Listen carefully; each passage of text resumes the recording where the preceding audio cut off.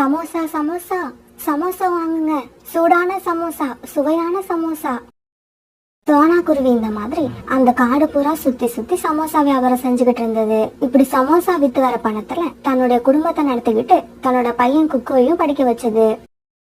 இப்படி சமோசா வித்துக்கிட்டு இருந்த சோனா குருவி பறவைகள் மரம் வெட்டிக்கிட்டு இருந்த இடத்துக்கு போச்சு. சோனா குருவி சமோசா எடுத்துட்டு வரத பார்த்துட்டும் மரம் வெட்டிக்கிட்டு இருந்த எல்லா பறவைகளும் சோனா குருவி கிட்ட வந்தாங்க. சோனா, நேரம் ஆயிடுச்சு, அதனால நீ இன்னைக்கு வரமாட்டியோன்னு நினைச்சோம். நல்ல வேளை நீ வந்துட்ட. இப்படி சொன்ன பறவைகள் எல்லாம் சோனா குருவி கிட்ட சமோசா வாங்கி சாப்பிட்டாங்க.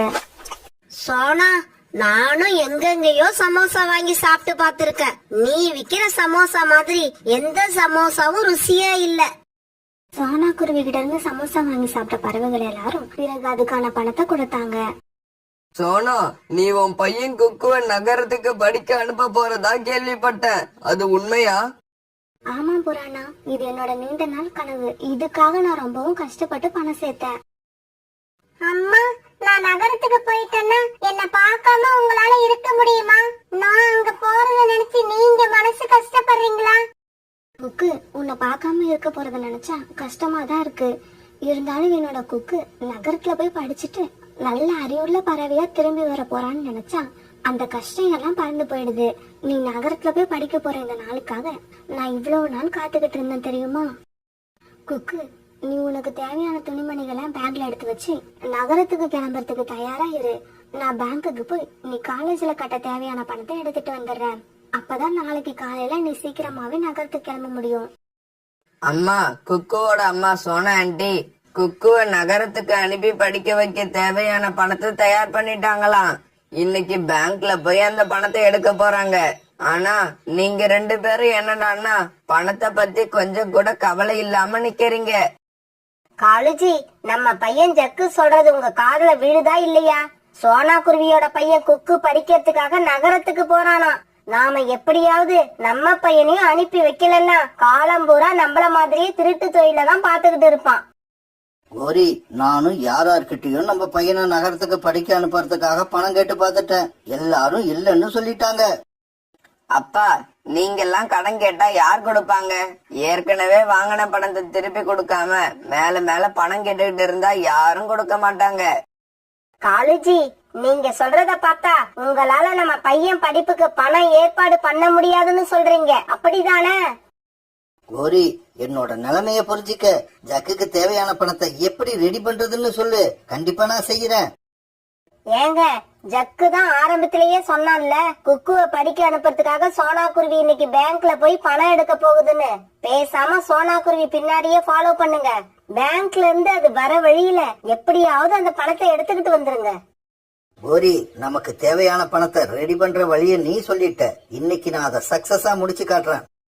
அப்பா, பேசிக்கிட்டே நிக்காதீங்க, சீக்கிரமா போங்க. சோனா ஆண்டி பணத்தை எடுத்துக்கிட்டு வீட்டுக்கு வந்துட்டாங்கன்னா அப்புறம் உங்களால எதுவும் பண்ண முடியாது. வழியிலேயே எப்படியாவது அந்த பணத்தை திருடிக்கிட்டு வந்துருங்க.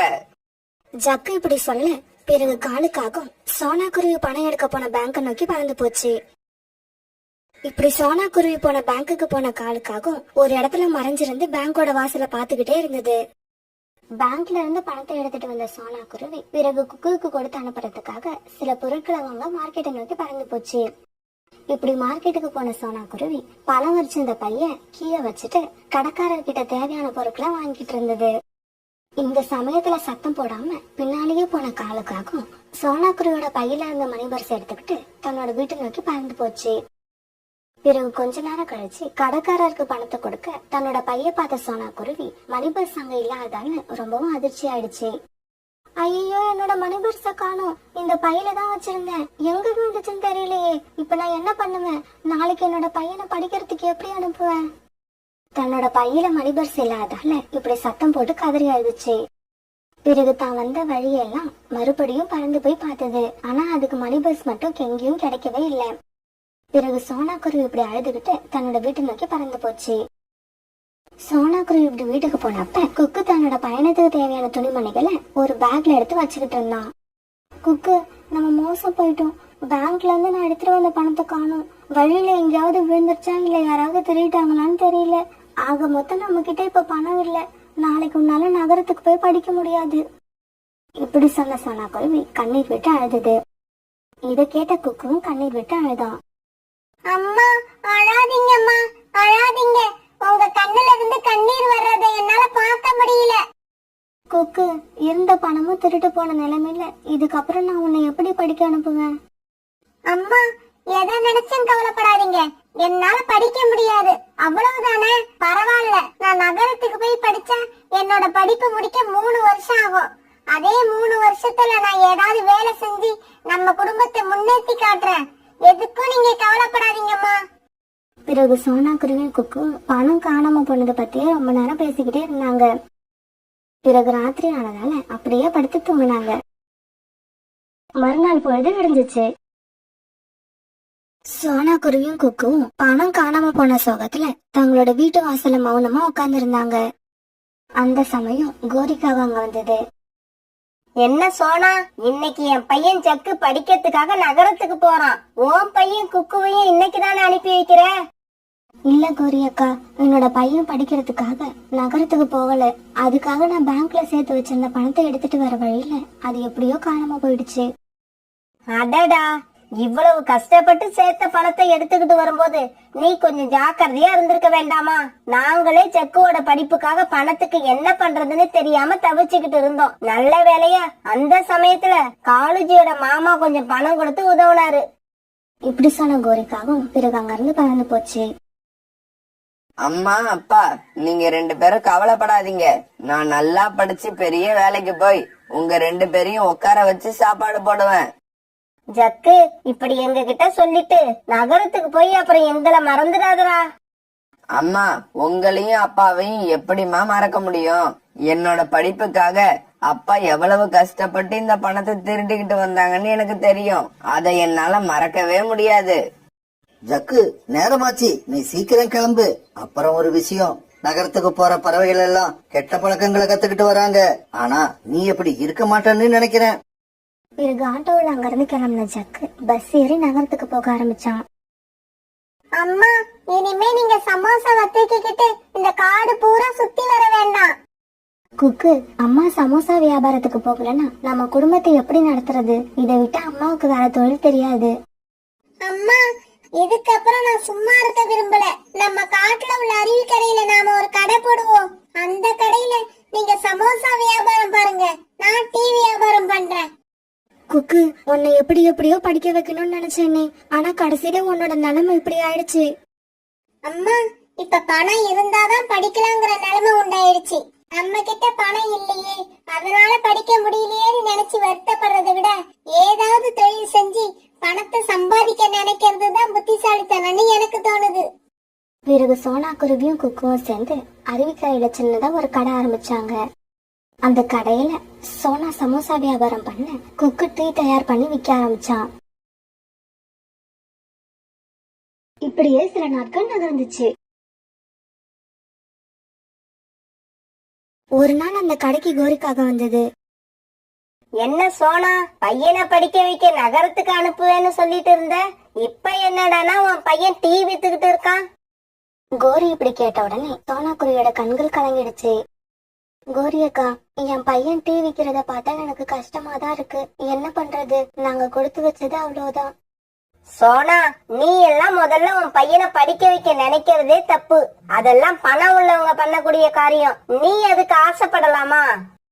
கோரியாண்டி, இதுக்கு மேல இங்க நின்னு இந்த மாதிரி ஏதாவது பேசி எங்க அம்மாவை அழ வச்சுக்கிட்டு இருந்தீங்கன்னா சுட சுட இருக்கிற டீய பிடிச்சு உங்க முகத்துல ஊத்திடுவேன். போங்க இங்க இருந்து. என்ன குக்குவுக்கு இவ்வளவு கோபம் வருது? ரொம்ப கோபத்துல இருக்கான் போல இருக்கு. சொன்ன மாதிரி சூடான டீய முகத்துல ஊத்தனாலும் ஊத்திடுவான். நாம சீக்கிரம் இங்க இருந்து கிளம்பிடுவோம். இப்படி நினைச்ச கோரி உடனே அங்க இருந்து பறந்து போயிடுச்சு. அம்மா, பாத்தீங்களா? நீங்க தனியா சமோசா மட்டும் வித்துக்கிட்டு இருக்கிறப்ப ஒரு நாளைக்கு 100 இல்லன்னா 150 ரூபாய் தான் நமக்கு லாபம் வரும். இப்ப கடை போட்டு டீயும் சேர்த்து வியாபாரம் பண்ண ஆரம்பிச்ச உடனே ஒரு நாளைக்கு 500 ரூபாய்க்கு மேல லாபம் வருது. ஆமா குக்கு, நீ சொல்றது உண்மைதான். இதே மாதிரி நம்ம இன்னும் கொஞ்சம் கஷ்டப்பட்டா நீ படிச்சு வேலைக்கு போய் சம்பாதிக்கிற பணத்தை நாம இந்த தொழிலே சம்பாதிக்கலாம்னு நினைக்கிறேன். செக்கு, நான் சொன்னது ஞாபகம் இருக்கா? அடுத்த வாரம் நம்ம சிட்டில பெரிய எக்ஸிபிஷன் போட போறாங்க. அதுக்கு நாம 2 பேரும் போக நிறைய பணம் செலவாகும். நீ எப்படியாவது பணத்தை இப்பவே ரெடி பண்ணி வச்சுக்க. பிங்கி, என்கிட்ட அந்த அளவுக்கு பணம் கிடையாது. இருந்த பணம் எல்லாம் செலவாயிடுச்சு. ஜக்கு, இதுக்கு ஏன் நீ கவலைப்படுற? உங்க அம்மாவுக்கு ஒரு முக்கியமான புத்தகம் வாங்கணும், அதுக்கு பணம் தேவைப்படுதுன்னு லெட்டர் எழுது.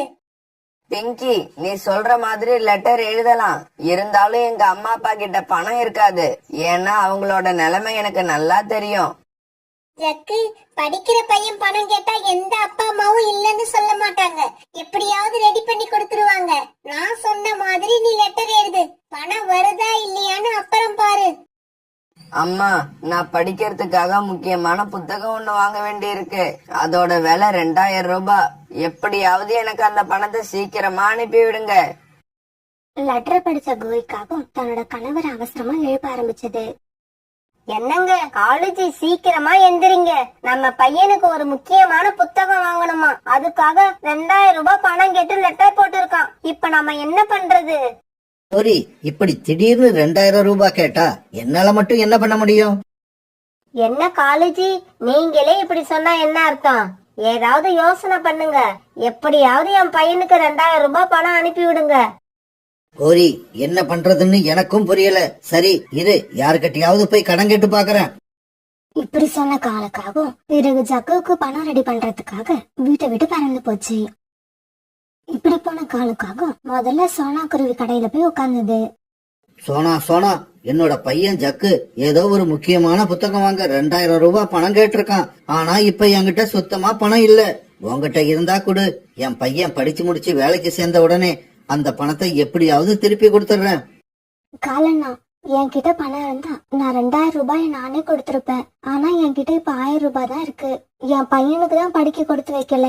ஜக்குவியாவது நல்லபடியா படிக்க சொல்லுங்க. இந்தாங்க, இத வச்சுக்கோங்க.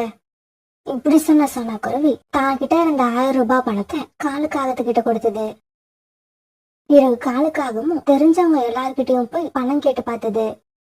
காலுக்காக ஜக்குவோட படிப்புன்னு சொன்ன உடனே எல்லா பறவைங்களும் கையில கிடைச்ச பணத்தை கொடுத்தாங்க. ஒரு வழியா காலுக்காகத்துக்கு 2000 ரூபாய் பணம் கிடைச்சிருச்சு. உடனே அந்த பணத்தை எடுத்துக்கிட்டு போஸ்ட் ஆபீஸ் போன காலுக்காகவும் தன்னோட மகன் ஜக்குவுக்கு அந்த பணத்தை அனுப்பி வச்சது. பிங்கி, நீ சொன்னது உண்மைதான். உன்னோட ஐடியா ஒர்க் அவுட் ஆயிடுச்சு. என்ன ஜக்கு சொல்றீங்க? நான் என்ன ஐடியா கொடுத்தேன்? பிங்கி, நீ சொன்ன மாதிரி எனக்கு புத்தகம் வாங்கணும்னு எங்க அம்மாவுக்கு ஒரு லெட்டர் எழுதியிருந்தேன். அது உண்மைன்னு நம்பி எங்க அம்மா எனக்கு 2000 ரூபாய் பணமும் அனுப்பி வச்சுட்டாங்க. அதை கேட்ட பிங்கி ரொம்ப சந்தோஷப்பட்டது. பிறகு அந்த பணத்தை எடுத்துக்கிட்டு ஜக்குவும் பிங்கியும் அந்த நகரத்தையே சுத்தி வந்தாங்க. நினைச்சதை சாப்பிட்டு பார்த்தாங்க. அந்த பணத்தை தங்களுடைய மனம் போனபடி செலவு பண்ணாங்க. பிறகு ஒரு மரத்தடியில வந்து உட்கார்ந்த பிங்கியும் ஜக்குவும் ரொம்ப நேரம் பேசிக்கிட்டு இருந்தாங்க. இவங்க இப்படி பேசிக்கிட்டு இருக்கத பார்த்த பிங்கியோட அப்பா அந்த இடத்துக்கு வந்தாரு. பிங்கி, என்ன இந்த இடத்துல உக்காந்துருக்க? இந்த பையன் யாரு? அப்பா, நான் அடிக்கடி ஜக்குன்னு ஒருத்தரை பத்தி சொல்லுவல்ல, அது இவர்தான். நான் இவரை தான் கல்யாணம் பண்ணிக்க ஆசைப்படுறேன். அப்படியா? நீ சொன்னதை வச்சு ஜக்குங்கிற பையன் பெரிய பணக்காரனா இருப்பான்னு நினைச்சேன். ஆனா இந்த பையனை பார்த்தா அப்படி தெரியல. சார், நான் நல்லா படிக்கிறேன். எனக்கு எப்படியும் நல்ல வேலை கிடைக்கும். அதனால கூடிய சீக்கிரமே நான் பெரிய பணக்காரன் ஆயிடுவேன். உங்க பொண்ணை கண் கலங்காம வச்சு காப்பாத்துவேன். தம்பி, நீ படிக்கிறது, வேலை தேடுறது இதெல்லாம் அடுத்த விஷயம். இந்த நகரத்துல உனக்குன்னு ஒரு சின்ன வீடு இருந்தா போதும். நீ வேலை பார்த்து என் பொண்ணை காப்பாத்துவன்னு எனக்கு உன் மேல நம்பிக்கை வந்துரும். அப்பா, எங்களுக்கு இப்பவே கல்யாணம் பண்ணி வச்சிருங்க. இன்னும் 6 மாசத்துக்குள்ள சின்னதா ஒரு வீட்டை அவர் கண்டிப்பா வாங்குவாரு. அவர்கிட்ட அந்த திறமை இருக்கு. Okay Pinki, okay. உனக்கு ஜக்கு மேல இத சாதிச்சு காட்டுவான்னு நம்பிக்கை இருந்தா எனக்கும் நம்பிக்கை வந்த மாதிரிதான். சரி சரி, நான் நாளைக்கே கல்யாணத்துக்கு ஏற்பாடு பண்றேன். இப்படி சொன்ன பிங்கியோட அப்பா உடனே கல்யாணத்துக்கு ஏற்பாடு பண்ணாரு. கொஞ்ச நாள்லயே ஜக்குவுக்கும் பிங்கிக்கும் 2 ஜோரா கல்யாணம் நடந்தது. கோரி, என்ன ஜக்கு கிட்ட இருந்து கொஞ்ச நாளா கடிதமே வரல? அவனா கடிதம் எழுதாட்டி கூட பரவாயில்லங்க. நான் போட்ட 2 கடிதத்துக்கே அவன் பதில் போடல. இப்படியே சில மாசங்கள் நடந்துச்சு. பிங்கி, என்ன உன்னோட ஜக்கு 6 மாசத்துக்குள்ள ஒரு வீடு வாங்கணும்னு சொல்லி இருந்தனே, மறந்து போயிடுச்சா உனக்கு? இல்லப்பா, எனக்கு ஞாபகம் இருக்கு. இன்னும் 10 நாளுக்குள்ள எப்படியாவது அவரை நான் வீடு வாங்க வச்சிடறேன்ப்பா. லிங்கி, நீ அவனை 6 மாசத்துக்குள்ள வீடு வாங்க வைப்பன்னு சொன்னதாலதான் இந்த கல்யாணத்துக்கு நான் ஒத்துக்கிட்டேன். அத ஞாபகம் வச்சுக்க. ஜக்கு, நீங்க இன்னைக்கே ஊருக்கு கிளம்புறீங்க. போய் பணம் ரெடி பண்ணி எடுத்துக்கிட்டு வந்து இந்த சிட்டில சின்னதா ஒரு வீடு வாங்குறீங்க. பிங்கி, என்ன சொல்ற நீ? என்னமோ ஐஸ்கிரீம் வாங்குற மாதிரி ரொம்பவும் ஈஸியா சொல்ற. எங்க அப்பா பணத்தை திருடி என்ன படிக்க வச்சது என்னவோ உண்மைதான். அதுக்காக வீடு வாங்குற அளவுக்கெல்லாம் உங்களால பணத்தை திருட முடியாது. ஜக்கு, உங்க காட்டுல உங்க அம்மா அப்பா குடியிருக்கிற வீடு சொந்த வீடு தானே? ஆமா, சொந்த வீடுதான். ஆனா உங்க அப்பா இந்த சிட்டில எல்லாம் சொந்த வீடு வாங்கணும்னு சொல்றாரு. உடனே உங்க காட்டுக்கு கிளம்புங்க. அங்க உள்ள வீட்டை வித்துட்டு பணத்தை எடுத்துக்கிட்டு வாங்க. அந்த பணத்துக்கு ஏத்த மாதிரி நாம ஏதாவது சின்ன வீடா பார்த்து இந்த சிட்டில வாங்கிடலாம். என்னது, வீட்டை விக்கிறதா? அப்புறம் எங்க அம்மா அப்பா என்ன பண்ணுவாங்க? என்ன ஜக்கு இப்படி கேக்குறீங்க? அடுத்தவங்க பணத்தை திருடி பிழப்பு நடத்துறவங்க எப்படி வேணாலும் சமாளிச்சுக்கிட்டு இருந்துருவாங்க. அவங்கள பத்தி நீங்க கவலைப்படாதீங்க. நான் சொன்னதை செய்யுங்க. இல்லன்னா இந்த சிட்டில நீங்க வீடு வாங்கறதுக்கு வேற வழியே இல்ல. சரி பிங்கி, இப்பவே ஊருக்கு கிளம்புறேன். நீ சொன்னபடியே செய்யறேன். பிறகு கொஞ்ச நேரம் பிங்கி சொன்னதை யோசிச்சு பார்த்த ஜக்குவோட மனசுக்கு அது சரின்னு படவே உடனே பஸ் ஏறி தன்னோட காட்டுக்கு போக ஆரம்பிச்சான். இப்படி தன்னோட வீட்டுக்கு போன ஜக்கு வீட்டுல அப்பாவோட போட்டோக்கு மாலை போட்டு இருந்ததை பார்த்த உடனே அதிர்ச்சி ஆயிட்டான். அம்மா, அப்பாவுக்கு என்ன ஆச்சு? போட்டோவுக்கு மாலை எல்லாம் போட்டிருக்கீங்க. ஜக்கு, என்னோட மகனே, 4 நாளைக்கு முன்னாடி ஒரு நாள் உங்க அப்பா வீட்டுக்கு திரும்பி வந்துகிட்டு இருந்தாரு. இருட்டுல சரியா கண்ணு தெரியாததால ஒரு மரத்துல மோதி கீழே விழுந்துட்டாரு. இப்படி விழுந்தவரு தலையில அடிபட்டு அந்த இடத்துலயே இறந்து போயிட்டாருடா. இப்படி சொல்லிட்டு கோரிக்காக அழ ஆரம்பிச்சது. அம்மா, அழாதீங்கம்மா, நான் இருக்கேன். நீங்க எதுக்கும் கவலைப்படாதீங்க. நான் இப்ப அப்பாவையும் உங்களையும் என் கூட அழைச்சுக்கிட்டு போகலான்னு தான் வந்தேன். பாவம், அப்பாவுக்கு தான் இப்படி ஆயிடுச்சு. நீங்க அத நினைச்சு கவலைப்பட்டுக்கிட்டு இங்க தனியா இருந்து அழுதுகிட்டு இருக்க வேண்டாம். என் கூட வந்துருங்க. ஆமாண்டா ஜக்கு, நான் இங்க தனியா இருந்து என்ன பண்ண போறேன்? நானும் உன் கூடவே வந்துடுறேன். பாவம், உங்க அப்பாவுக்கு தான் நகரத்துல வந்து வாழ கொடுத்து வைக்கல. ஆனா ஜக்கு, ஒன்ன மாதிரி ஒரு பையனை பெத்ததை நினைச்சு நான் இப்ப ரொம்ப பெருமைப்படுறேன். அதெல்லாம் இருக்கட்டும்மா. நாம 2 பேரும் நகரத்துக்கு போயிட்டா இந்த வீட்ல யாரு இருப்பாங்க? இந்த வீட்ல நம்மள விட்டா வேற யாருடா இருக்க முடியும்? இது நம்ம சொந்த வீடு. அதனால நாம இந்த வீட்டை விட்டுட்டு பணத்தை எடுத்துக்கிட்டு நகரத்துக்கு போயிடுவோம்.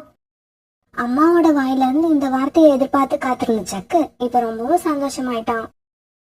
பிறகு அம்மா இப்படி சொன்ன உடனே ரொம்பவும் சந்தோஷப்பட்ட ஜக்கு தன்னோட வீட்டை அந்த காட்டுலயே பெரிய மரக்கடை வச்சிருக்க ஜம்ஜம் கிட்ட வேலை பேசி வித்துட்டான். பிறகு வீடு வித்த பணத்தை எடுத்துக்கிட்ட ஜக்கு அம்மாவை கூட்டுக்கிட்டு பஸ் ஏறதுக்காக பஸ் ஸ்டாண்ட நோக்கி ஆட்டோல போக ஆரம்பிச்சான். ஏதாவது பொய் சொல்லி அம்மாவை இங்கேயே இறக்கி விட்டாதான் நாம மட்டும் தனியா நகரத்துக்கு போக முடியும். இப்படி யோசிச்ச ஜக்கு அம்மா கோரிக்காகத்துக்கிட்ட இப்படி பேச ஆரம்பிச்சான். அம்மா, நாம 2 பேருக்கும் ரிசர்வ் பண்ணிருந்த பஸ் டிக்கெட்டை வீட்லயே வச்சுட்டு வந்துட்டேன். நீங்க இந்த மரத்துல உக்காந்துருங்க, நான் போய் உடனே எடுத்துக்கிட்டு வரேன்.